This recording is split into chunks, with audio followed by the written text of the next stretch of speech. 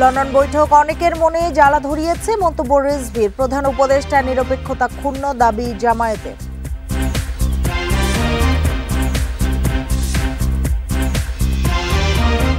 যানবাহনের চাপে যমুনা সেতু মহাসড়কে অন্তত 25 কিলোমিটার যানজট, ঢাকামুখী যাত্রীদের ভোগান্তি।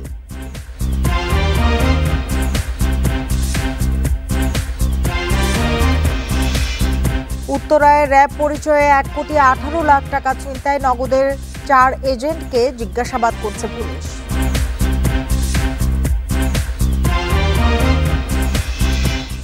সিলেটে 2 উপদেষ্টার গাড়িবহর অবরোধ, শ্রমিকদের বিক্ষোভ, পাথর কোয়ারি ইজারা দেওয়ার দাবি।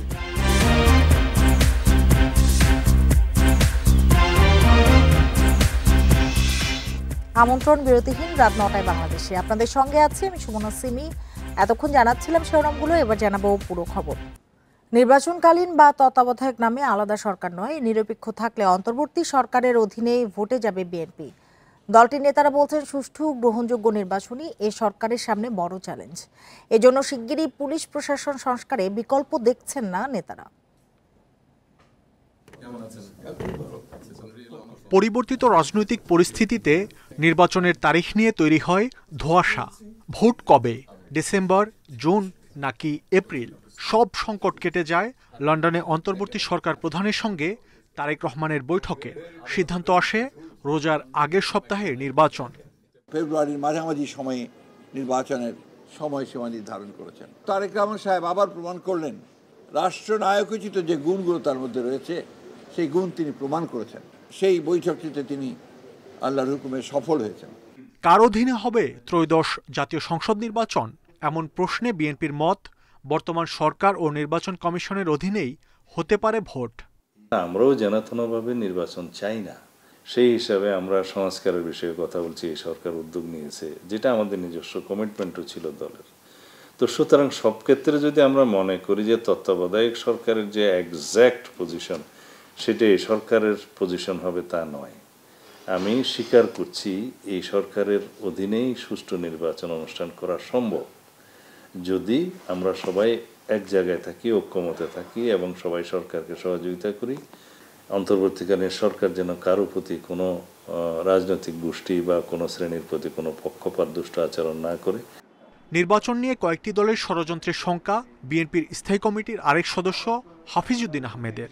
আমাদের একসময় ধারণা ছিল যে এই সরকার বোধহয় নির্বাচন দেবে না, কিন্তু নির্বাচনের জন্য জনগণের পক্ষ থেকে যে রাজনৈতিক দল না, জনগণ যে ধরনের চাপ প্রয়োগ করেছে, বাধ্য হয়ে এই সরকারকে নির্বাচনে যেতে হয়েছে। অনেকগুলো দল আছে যারা চায় যে দেশে নির্বাচন না হোক, কারণ নির্বাচন হলে আর তাদের গুরুত্ব থাকবে না। নির্বাচন হওয়ার পরে দেখা যাবে প্রতি সিটে তাদের জামানত বাজেয়াপ্ত হয়েছে। ফেব্রুয়ারির মাঝামাঝি সময় নির্বাচন ধরে প্রার্থী চূড়ান্ত করতে শিগগিরই কাজ শুরু করবে বিএনপি। মাহমুদ শরীফ, ইন্ডিপেন্ডেন্ট নিউজ, ঢাকা। লন্ডনে অধ্যাপক ইউনূস ও তারেক রহমানের বৈঠক অনেকের মনে জ্বালা ধরিয়েছে বলে মন্তব্য করেছেন বিএনপির যুগ্ম মহাসচিব রুহুল কবির রিজভী। বিকেলে গাজীপুর সদর উপজেলার ভবানীপুর বীর মুক্তিযোদ্ধা কলেজ মাঠে দলের নতুন সদস্য সংগ্রহ ও নবায়ন অনুষ্ঠানে তিনি একথা বলেন। রুহুল কবির রিজভী বলেন, লন্ডনে অন্তর্বর্তী সরকারের প্রধান উপদেষ্টার সঙ্গে তারেক রহমানের বৈঠক হয়েছে। অনেক রাজনৈতিক দল এ বৈঠক মেনে নিতে পারছে না, তাদের মনে জ্বালা ধরেছে। নির্বাচন প্রসঙ্গে তিনি আরও বলেন, ফেব্রুয়ারির প্রথম সপ্তাহ থেকে দ্বিতীয় সপ্তাহের চেয়ে উপযুক্ত সময় আর নেই। এই সময় নির্বাচন অনুষ্ঠিত হওয়ার ঐতিহ্য রয়েছে। শেখ হাসিনা সমালোচনা করে রিজভী বলেন, দেশের গণতন্ত্র ও ভোটের অধিকার নষ্ট করা হয়েছে।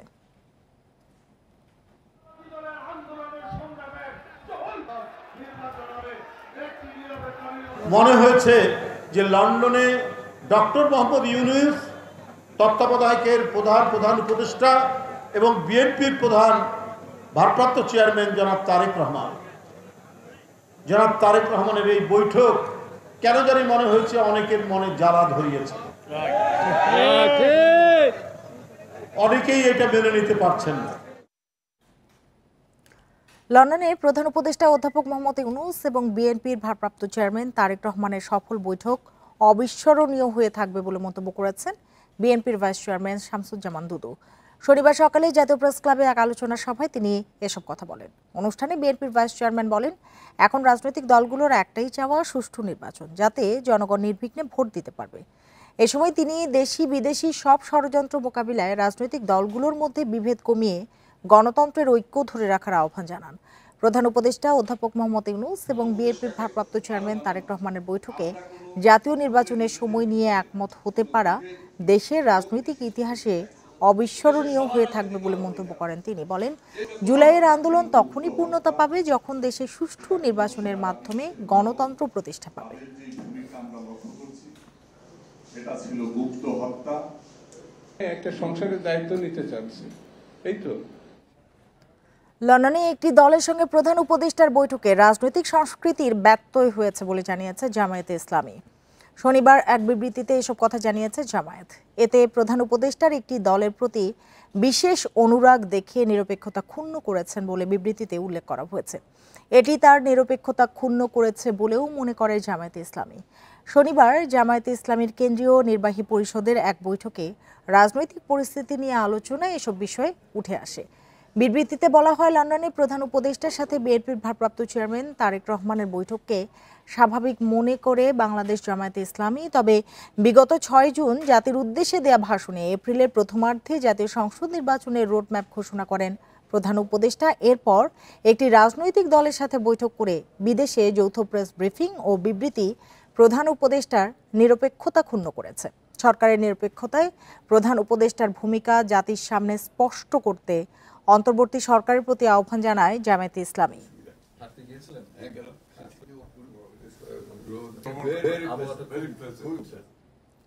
সরকার যখনই চায় তখনই নির্বাচনের নিরাপত্তা নিশ্চিতে সর্বাত্মকভাবে প্রস্তুত রয়েছে আইনশৃঙ্খলা বাহিনী। দুপুরে র্যাব ও এপিবিএন এর কার্যালয় পরিদর্শন শেষে এসব কথা বলেন স্বরাষ্ট্র উপদেষ্টা জাহাঙ্গীর আলম চৌধুরী। বলেন, নির্বাচনে লেভেল প্লেয়িং ফিল্ড নিয়ে কোনো অনিশ্চয়তা নেই। পটুয়াখালীতে গণ অধিকার পরিষদের সভাপতি নুরুল হক নূরের ওপর হামলাকে বিচ্ছিন্ন ঘটনা হিসেবে উল্লেখ করেন তিনি।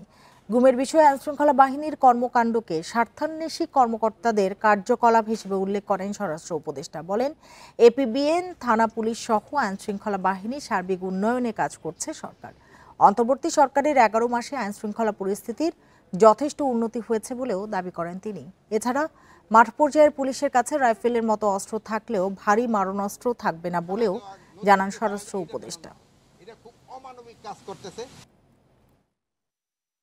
মারণাস্ত্র বলতে হলে ওটা বুঝাইছি, বড় ধরনের অস্ত্র থাকবে না, তার কাছে তো রাইফেল থাকবেই। এপি ব্যাটালিয়নের রুল এবং অন্যান্য নর্মাল পুলিশের রুল কিন্তু এক না। যদি আমাদের কোনো সময় যুদ্ধ করতে হয়, এরা কিন্তু সেনাবাহিনীর সাথে যুদ্ধ করবে। তাদের অর্গানাইজেশন এবং তাদের হাতিয়ার অন্যান্য বাহিনী থেকে একটু ডিফারেন্ট। এখানে পুলিশের ঈদের ছুটি শেষে কর্মস্থলে ফিরতে শুরু করেছেন নগরবাসী। মহাসড়কে যানবাহনের চাপে যমুনা সেতু মহাসড়কে অন্তত 25 কিলোমিটার যানজট তৈরি হয়েছে। ভোর থেকে টাঙ্গাইলের অংশে যমুনা সেতু থেকে আশিকপুর বাইপাস পর্যন্ত 25 কিলোমিটার এলাকা জুড়ে যানজটের সৃষ্টি হয়। এতে ভোগান্তিতে পড়েন যাত্রীরা। মহাসড়কে যানজট নিরসনে বিভিন্ন পয়েন্টে কাজ করছে পুলিশ। ঢাকা টাঙ্গাইল মহাসড়কে চন্দ্রা ও ঢাকা ময়মনসিংহ মহাসড়কের চান্দনা চৌরাস্তায় ধীর গতিতে চলছে যানবাহন। সেই স্বার্থে বাড়তি ভাড়ার অভিযোগ করেছেন অনেকে। সাভারের আশুলিয়ায় নবীনগর চন্দ্রা ও ঢাকা আরিচা মহাসড়ক দিয়ে কোনো রকম ভোগান্তি ছাড়া রাজধানীতে প্রবেশ করছে যানবাহন। দৌলতিয়া পাটুরিয়া ফেরিঘাটে যাত্রী ও যানবাহনের চাপ বাড়লেও নেই ভোগান্তি।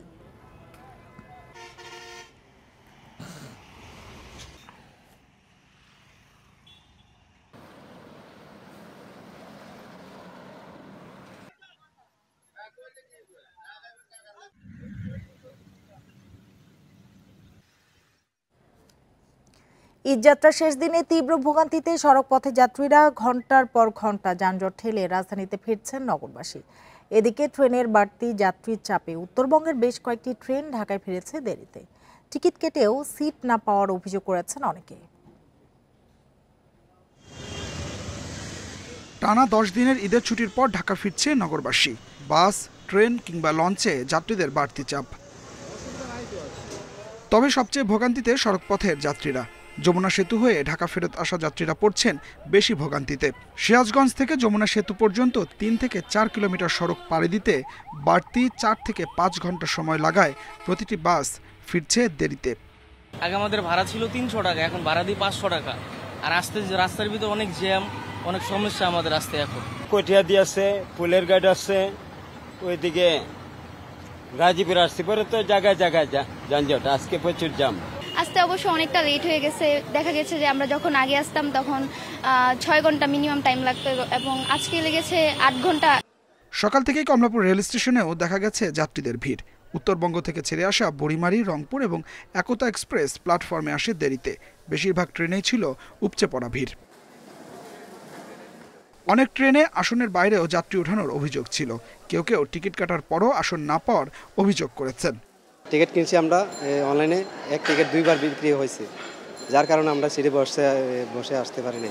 জানালা দিয়ে দরজা দিয়ে পর্যাপ্ত প্রতিটা স্টেশনে পর্যাপ্ত লোক ওঠার কারণে এবং প্রচণ্ড গরমের কারণে এটা জার্নিটা খুব আরামদায়ক ছিল না। ভিড়, অনেকে টিকিট ছাড়াও উঠে পড়েছে যারা আউট জায়গাগুলোতে নেমেছে। তো গরমের জন্য আরও বেশি প্রবলেম হয়েছে। বাচ্চা কাচ্চা নিয়ে গরমের মধ্যে আসলে কোথাও জার্নি করা যায় না। রেলওয়ে কর্তৃপক্ষ বলছে অতিরিক্ত যাত্রী চাপ থাকায় বিভিন্ন স্টেশনে বিরতির কারণে ঢাকায় ফিরতে দেরি হচ্ছে অনেক ট্রেনের। পথিমধ্যে যাত্রী ওঠানামার কারণে যে নির্ধারিত টাইম আমাদের থাকে তার চেয়ে একটু বেশি সময় লাগার কারণে বেশ কিছু ট্রেন সময়সূচির চেয়ে একটু বিলম্বে চলাচল করছে, যেরকম রংপুর এক্সপ্রেস, বুড়িমারি এক্সপ্রেস এবং আমাদের এই একতা এক্সপ্রেস। এদিকে যারা ঈদের ছুটি পাননি তারা এখন ট্রেনে করে বিভিন্ন গন্তব্যে যাচ্ছেন। Adilur Rahman, independent news, Dhaka. শনিবারও 3 সীমান্ত দিয়ে 42 জনকে পুশইন করেছে ভারত। বিজিবির হিসেবে 7 মে থেকে 3 জুন পর্যন্ত পুশইন করানো হয়েছে 1244 জনকে। দুই দেশের সীমান্ত বাহিনীর বৈঠক এবং কূটনৈতিক তৎপরতার পরও বন্ধ হয়নি। নিরাপত্তা বিশ্লেষকেরা মন্তব্য করেছেন, আওয়ামী লীগের পতন মেনে না নিয়ে বাংলাদেশকে অস্থিতিশীল করার চেষ্টা করছে ভারত। ঠাকুরগাঁওয়ের হরিপুর সীমান্তে পুশইনের সময় 23 জনকে আটক করেছে বিজিবি, আর পঞ্চগড়ে পুশইন করা হয়েছে 16 জনকে। এদের মধ্যে 4 জন ভারতীয় বলে জানিয়েছে বিজিবি। এছাড়া লালমনিরহাটের পূর্ব সারডুবি ও ডাঙ্গাপাড়া সীমান্তে 9 জনকে ঠেকিয়ে দিয়েছে বিজিবি ও এলাকাবাসী। আমার ধরেছে কোরবানির পরের দিন, ধরার পরে আমারে পুলিশই কেস বানাই নেই, বলতেছে কি তোদের বাংলাদেশে হটাই দেবো। 3 লোক মানে ঘোরাফেরা করতেছে, 2 জন মহিলা 1 জন পুরুষ। সেই সূত্রে তারা আটক করছে, জিজ্ঞেস করছে যে তাদেরকে মানে ভারত থেকে পার করে দিয়েছে। বিজিবির হিসেবে এখনো পর্যন্ত কমপক্ষে 1,500 মানুষকে পুশইন করেছে বিএসএফ। এর মধ্যে সর্বোচ্চ 380 জনকে মৌলভীবাজার দিয়ে এবং খাগড়াছড়ি দিয়ে 132 ও সিলেট সীমান্ত দিয়ে 115 জনকে পুশইন করা হয়েছে। বিশ্লেষকদের মন্তব্য, বাংলাদেশকে অস্থিতিশীল করতেই পুশইন করছে ভারত। এর বিরুদ্ধে আন্তর্জাতিক আদালতে যাওয়ার পরামর্শ তাদের। গুজরাট থেকে সামরিক প্লেনে তাদেরকে ত্রিপুরা এনে ডাম্প করা হয়েছে, তাদের চোখ বেঁধে, তাদেরকে মেরে, তাদেরকে অসুস্থ করে মানে পুশইন করা হচ্ছে। এটা আন্তর্জাতিক আইনের চূড়ান্ত লঙ্ঘন। বাংলাদেশের এখন প্রচন্ড শক্তিশালী একটা অবস্থানে যাওয়া উচিত, যেহেতু আন্তর্জাতিক এইসব আইনের বরখেলাপ, লঙ্ঘন এবং চূড়ান্ত ধৃষ্টতা ভারত দেখিয়েছে। বাংলাদেশের উচিত এখন আন্তর্জাতিক বিচারালয়ে এটা নিয়ে যাওয়া। বর্তমান সরকারের পররাষ্ট্র নীতি ও প্রতিবাদের ভাষা নিয়েও অসন্তুষ্ট বিশ্লেষকেরা। Arafatur Rahman, independent news, Dhaka. পাথরকুয়ারি লিজ দেওয়ার দাবিতে 2 উপদেষ্টার গাড়িবহর অবরোধ করে বিক্ষোভ করেছে শ্রমিকরা। শনিবার সিলেটে পাথরকুয়ারি বন্ধের ঘোষণা দিয়ে ফেরার পথে এই ঘটনা ঘটে। এর আগে পরিবেশ উপদেষ্টা সৈয়দা রেজওয়ানা হাসান জানান, সিলেটে আর কোনো পাথরকুয়ারি ইজারা দেয়া হবে না। এ সময় পাথরকুয়ারির ক্রাশার মেশিনের বিদ্যুৎ সংযোগ বিচ্ছিন্ন করার নির্দেশ দেন বিদ্যুৎ ও জ্বালানি খনিজ সম্পদ উপদেষ্টা। সিলেটের জাফলং পর্যটন স্পট ইসিএ ভুক্ত এলাকা পরিদর্শনে আসেন অন্তর্বর্তী সরকারের 2 উপদেষ্টা রিজওয়ানা হাসান ও ফাউজুল কবির খান। শনিবার সকালে সিলেটের বিভাগীয় কমিশনার, জেলা প্রশাসক সহ বিভিন্ন দপ্তরের ঊর্ধ্বতন কর্মকর্তারাও তাদের সাথে ছিলেন। পরিদর্শন শেষে পরিবেশ উপদেষ্টা বলেন, জাফলং পরিবেশগত সংকটাপন্ন এলাকা। পাথর কোয়ারির কারণে এখানকার পরিবেশ ধ্বংস হচ্ছে। তিনি জানান, কোয়ারি বন্ধের পাশাপাশি পাথর উত্তোলনে জড়িতদের বিকল্প কর্মসংস্থান করা হবে। যে আমরা সিদ্ধান্ত নিয়েছি যে সিলেটের নান্দনিক আবেদন আছে, নৈসর্গিক আবেদন আছে, এই রকম জায়গাগুলোকে আমরা আর পাথর তোলার জন্য ইজারা দেব না। এদিকে খনিজ সম্পদ উপদেষ্টা বলেন, অবৈধভাবে পাথর উত্তোলন ও মেশিন দিয়ে ভাঙা হচ্ছে, যা পরিবেশের জন্য হুমকি। এসব ক্রাশার মেশিনের বিদ্যুৎ সংযোগ বিচ্ছিন্ন করার নির্দেশ দেন তিনি। পাথর উত্তোলন হচ্ছে না, কিন্তু এই পাথরগুলো কোত্থেকে, এই যে ভাঙাগুলো কোত্থেকে আসতেছে, তো এগুলো বললো যে এগুলো ইম্পোর্ট হয়ে আসতেছে। তো ইম্পোর্ট যদি হয় তো সেটা ইম্পোর্টের রাস্তায় থাকবে, এখানে কেন থাকবে? তো এই জন্য আমরা এগুলোর বিদ্যুৎ বিচ্ছিন্ন করে দেব এবং এগুলোকে যেটা বললাম যে এখান থেকে সরানোর জন্য ডিভিশনাল কমিশনারকেও বলা হয়েছে এবং এই যে জেলা প্রশাসককেও বলা হয়েছে। সাংবাদিকদের সাথে কথা বলে বের হওয়ার সময় উপদেষ্টাদের গাড়িবহর অবরোধ করে রাখে শ্রমিকরা। এ সময় পাথর কোয়ারির লিস্ট দেওয়ার দাবি জানান তারা। প্রায় 10 মিনিট পর পুলিশের তৎপরতায় পরিস্থিতি স্বাভাবিক হয়। Independent news. দুর্বল 10টি ব্যাংককে 32,120 কোটি টাকা তারল্য সহায়তার পরও গ্রাহকদের চাহিদা অনুযায়ী টাকা দিতে পারছে না কয়েকটি ব্যাংক। টাকা না পেয়ে হতাশ গ্রাহকরা। কর্তৃপক্ষ বলছে আগের মতো অর্থ সংকট না থাকায় গ্রাহকের আস্থা ফিরছে। কেন্দ্রীয় ব্যাংকের ওপর নির্ভর করে কোনো ব্যাংক দীর্ঘদিন চলতে পারে না বলছে বাংলাদেশ ব্যাংক। দুর্নীতি, অনিয়ম ও স্বজনপ্রীতির মাধ্যমে 1.5 দশকে ব্যাংক খাতে হয়েছে লুটপাট। কয়েক হাজার কোটি টাকা পাচার হওয়ায় অস্তিত্ব সংকটে পড়ে ডজন খানিক ব্যাংক। দেউলিয়ার ঝুঁকি থেকে বাঁচাতে দুর্বল ব্যাংকে নতুন পরিচালনা পর্ষদ গঠন করে সরকার। 10টি ব্যাংকে কয়েক ধাপে দেয়া হয় 32,120 কোটি টাকার তারল্য সহায়তা। তবে এরপরও সংকট কাটেনি কয়েকটি ব্যাংকে। চাহিদা অনুযায়ী টাকা পাচ্ছে না গ্রাহকরা। 1 লাখও চাই না, 2 লাখও টাকা চাই না। আমাদের টাকা আছে 40 লাখ টাকা ব্যাংকে, 50,000 টাকা চাই না করে দিচ্ছি। 1 লাখ টাকার মতো তুলবো, কিন্তু দেখা যাচ্ছে তার 50%-এর মতো আর কি তোলা হয়। তো সেটা তুলতে গিয়েও এই টেবিলে ঘোরো, সেই টেবিলে ঘোরো, বিশের উপরে কোনো টাকাই দিচ্ছে না। দিনের পর দিন এভাবে আর কতদিন ভোগান্তি করা যায় আমরা অ্যাজ এ ডিপোজিটর হিসেবে। ব্যাংক কর্মকর্তারা জানান টাকা তোলার পাশাপাশি জমাও দিচ্ছেন কেউ কেউ। কাউন্টারে লেনদেন প্রায় স্বাভাবিক। অনলাইন সেবাও পাচ্ছেন গ্রাহকরা। একসাথে বড় অঙ্কের টাকা না তুলে তাদেরকে আমরা রিকোয়েস্ট করি যে আপনার গ্রাজুয়ালি প্রয়োজন মতো নেন, সেটা হয়তো একটু স্প্লিট করে নিচ্ছে। আমরা কাউকে ইনসিস্ট করছি না, এটা তারাই আমাদেরকে সহযোগিতা করছে। অনেক গ্রাহকই টাকা তুলতে আসতেছে, যার ফলে চাপটা বেশি পড়ে গেছে। এই কারণে আমরা বেশি বড় অ্যামাউন্ট আমরা দিচ্ছি না আর কি। বাংলাদেশ ব্যাংক বলছে দুর্বল ব্যাংকে গ্রাহক আস্থা ফেরাতে খেলাপি ঋণ আদায়ে জোর দিতে হবে, কমাতে হবে কেন্দ্রীয় ব্যাংকের ওপর নির্ভরশীলতা। কেন্দ্রীয় ব্যাংকের দিকে তাকিয়ে থেকে তাদের উপর নির্ভরশীল হয়ে কোনো একটা ব্যাংক তাদের ব্যাংকিং কার্যক্রম পরিচালনা করবে, এটা কোনোভাবেই কাম্য হতে পারে না। এই কারণে আপনারা দেখতে পাচ্ছেন যে লিকুইডিটি সাপোর্ট দেওয়ার পরেও অনেক ব্যাংকই তাদের সকল গ্রাহকের চাহিদা মেটাতে সক্ষম হচ্ছে না। সংস্কার ও সুশাসন অব্যাহত থাকলে শিগগিরই ব্যাংক খাত শক্তিশালী হবে আশা বাংলাদেশ ব্যাংকের। তাদেরকে তো নিজের পায়ে ঘুরে দাঁড়ানোর প্রচেষ্টা। Shafil Alam Sujan, Independent news, Dhaka. সোমবার থেকে দেশের বেশিরভাগ এলাকায় ভারী বৃষ্টি শুরু হবে, চলবে আগামী শনিবার পর্যন্ত, এমন পূর্বাভাস দিয়েছে আবহাওয়া অধিদপ্তর। ফলে বিভিন্ন অঞ্চলে চলমান মৃদু তাপপ্রবাহ কমে আসবে। কিন্তু এখন থেমে থেমে বৃষ্টি হলেও বাতাসে জলীয় বাষ্প বেশি থাকায় অস্বস্তি বেড়েছে। 7 দিন ধরে চলা মৃদু তাপপ্রবাহে ভুগছে দেশ। সবচেয়ে বেশি বিপাকে পড়েছে খেটে খাওয়া মানুষ। আবহাওয়া অধিদপ্তর জানিয়েছে বাতাসের গতিবেগ কম, জলীয় বাষ্পের পরিমাণ বেশি ও মৌসুমি লঘুচাপে চরম ভাবাপন্ন পরিস্থিতি বিরাজ করছে। শুক্রবার থেকে কমতে শুরু করেছে রোদের তীব্রতা। শনিবার রাজধানী সহ বেশ কিছু এলাকায় বৃষ্টিও হয়েছে, কিন্তু তাতেও গরম কমেনি। শরীর ঠিকই ঘামতাছে, বৃষ্টি এবার বাপ, তারপরে গরম আছে ভালো। গরমে কুলান গাইতেছে না রাস্তাঘাটে, একটা খেপলে আসে দেখেন কি অবস্থা হয়েছে, অতিরিক্ত গরম। প্রথম ভাবছিলাম যে একটু হয়তো বা ঠান্ডা হতে পারে, কিন্তু বৃষ্টি হওয়ার পরে আরও মাটি থেকে এখন ভাব বেরোচ্ছে। আবহাওয়া অধিদপ্তর জানিয়েছে 16 জুন থেকে বৃষ্টি বাড়বে, তখন তাপপ্রবাহ কমে আসবে। কালকে থেকেই এই বৃষ্টিপাতের তীব্রতা একটু একটু করে বাড়তে থাকবে। 16 জুন থেকে 22 জুন পর্যন্ত সারা বাংলাদেশে থেমে থেমে বৃষ্টিপাত হবে এবং এই বৃষ্টিপাত সংঘটিত হলে বিদ্যমান যে চরম তাপমাত্রা বা মৃদু ধরনের যে তাপপ্রবাহ বয়ে যাচ্ছে সেটা কিছুটা প্রশমিত হবে এবং কিছুটা স্বস্তিদায়ক পরিস্থিতি তৈরি হতে পারে। ভারী বৃষ্টির কারণে পার্বত্য চট্টগ্রাম অঞ্চলে পাহাড় ধসের সতর্কতা দিয়েছেন আবহাওয়াবিদ।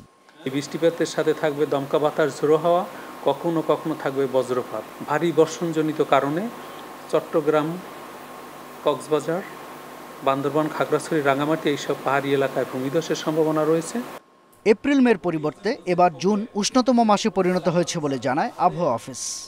2015 সালের পর থেকেই সর্বোচ্চ তাপমাত্রার ডিস্ট্রিবিউশনের মধ্যে একটু ব্যত্যয় ঘটেছে।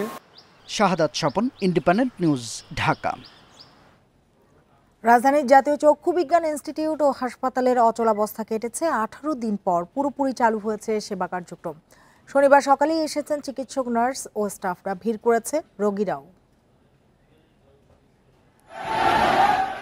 গত 28 মে হামলা ভাঙচুরের জেরে বন্ধ হয়ে যায় চক্ষু বিজ্ঞান ইনস্টিটিউট ও হাসপাতাল। দফায় দফায় আলোচনার পর 4 জুন বহির্বিভাগ চালু হলেও সংকট কাটেনি। শেষ পর্যন্ত 14 জুন স্বাভাবিক হয়েছে হাসপাতালের সেবা কাজ। এসেছেন চিকিৎসক, নার্স ও স্টাফরা, সেবা পেয়ে সন্তুষ্ট রোগীরাও। মতো পেয়েছি ট্রিটমেন্ট, কোনো সমস্যা হয় নাই। আজকে আমি 2 দিন আসছিলাম, দেখি যে খোলা নাই, আজকে এসে আমি সেবাটা পাইছি আর কি। হ্যাঁ, ভালো মতনই করছি। এর আগে করছি ডান চোখ, আজকে বাম চোখ।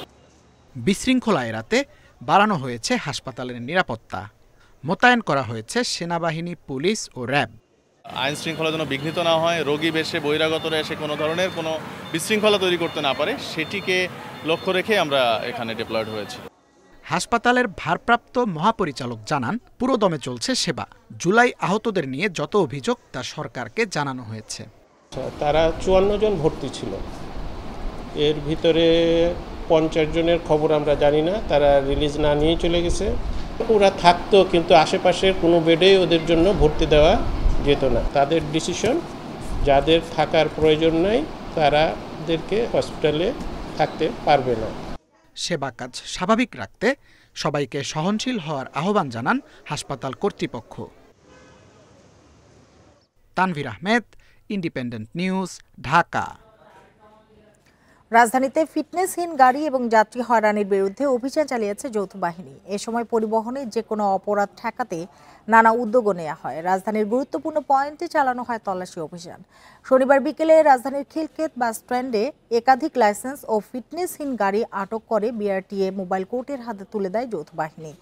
এ সময় দূরপাল্লার গাড়িগুলোতে বাড়তি ভাড়া আদায় করে যাত্রী হয়রানি সহ নানা অভিযোগে তাদের জরিমানা সহ বিভিন্ন শাস্তির আওতায় আনে মোবাইল কোর্ট। বিআরটিএ ভ্রাম্যমাণ আদালতের ম্যাজিস্ট্রেট তাসমিয়া জায়গিরদার বলেন, ফিরতি যাত্রীদের হয়রানি রোধে সেনাবাহিনী, পুলিশ ও বিআরটিএর যৌথ অভিযান চলছে। অনিয়ম ধরা পড়লেই নেওয়া হচ্ছে আইনি ব্যবস্থা। বিশেষভাবে সামরিক বাহিনীর সাথে সমন্বিত একটা অভিযান করছি। এখানে মূলত উনারাই বাসগুলো চেক করছেন এবং বিভিন্ন ধরনের অতিরিক্ত ভাড়ার যে অভিযোগগুলো উনারাই সেটা ইনকোয়ারি করছেন এবং ওই অভিযোগগুলো আমরা উনাদের কাছ থেকে নিচ্ছি আর কি। তো ম্যাক্সিমাম ক্ষেত্রে আমরা অতিরিক্ত ভাড়া আদায়ের জন্য ব্যবস্থা নিচ্ছি। তৈরি পোশাক মালিকদের সংগঠন বিজিএমই এর জ্যেষ্ঠ সহ সভাপতি ও টিম গ্রুপের এমডি আব্দুল্লাহ হিল রাকিবের জানাজা অনুষ্ঠিত হয়েছে শনিবার সকালে রাজধানীর বিজিএমই এর কার্যালয়ে। জানাজা শেষে তাকে শেষ বিদায় জানান সহকর্মী, ব্যবসায়ী নেতা এবং ঘনিষ্ঠজনরা। রাকিবের অসমাপ্ত কাজ শেষ করার অঙ্গীকার করে সহকর্মীরা বলেন, দেশে তৈরি পোশাক পণ্য রপ্তানিকে 100 বিলিয়ন বা 10,000 কোটি ডলারে উন্নীত করার স্বপ্ন দেখতেন রাকিব। সেই স্বপ্ন বাস্তবায়নে সর্বাত্মক সহায়তা করবেন বলে জানান তারা।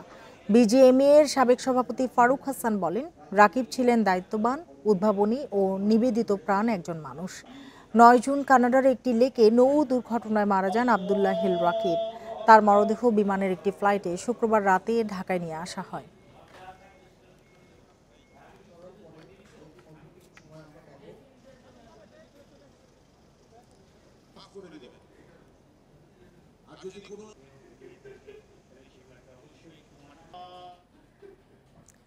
ইসরায়েল ইরান সংঘাতের জেরে অস্থিরতা দেখা দিয়েছে বিশ্ববাজারে। জ্বালানি তেল ও স্বর্ণের দামে ভূরাজনৈতিক উত্তেজনায় অপরিশোধিত জ্বালানি তেল সরবরাহে সংকটের আশঙ্কা করা হচ্ছে।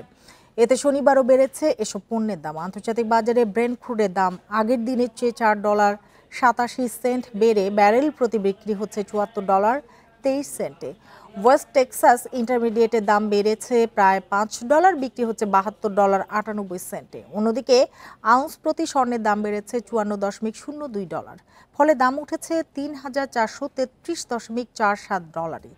একই সঙ্গে বেড়েছে রূপার দামও, আউন্স প্রতি বেড়েছে $0.09। বিশ্লেষকদের মতে পরিস্থিতি শান্ত না হওয়া পর্যন্ত স্বর্ণের দাম আরও বাড়তে পারে। এতক্ষণ সাথে থাকার জন্য ধন্যবাদ সবাইকে।